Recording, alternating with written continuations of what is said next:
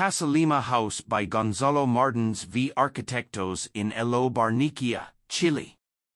The Casalema is located on a sloping terrain in Valle Escondido on the foothills of the Andes in the Chilean capital, facing a natural park. In this landscape, the premise was to delicately insert the structure while respecting the trees and the atmosphere of serenity that the project seeks to capture, both in its volumes and in the interiors and exteriors of the building. The color palette of the different spaces and furniture is resolved through natural tones, enhancing the formal proposal as reminiscent of the nearby elements and integrating it into the natural environment. The house is accessed from the upper part, adapting to the slope through a series of levitating shapes, allowing for the incorporation of water courtyards with local stones and suspended volumes that frame the best views of the hills.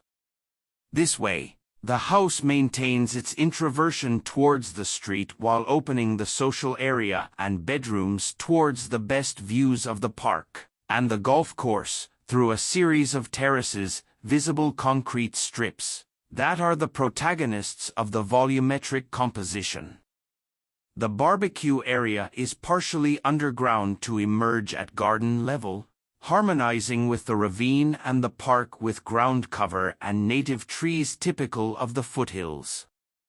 As is usual in our works, the main material used is exposed concrete with the addition of titanium dioxide, which serves the dual purpose of whitening the concrete and, like trees, helping to eliminate toxic gases produced by cars.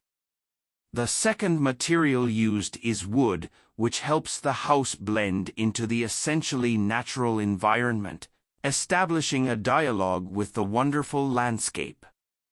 Doors and windows are also made of cedar wood. In addition to the choice of materials, the sustainable proposal is as basic as it is efficient, based on the orientation of the house and a series of light courtyards that allow for natural cross-ventilation, and bathe the circulation areas and interior spaces with vertical and diagonal light.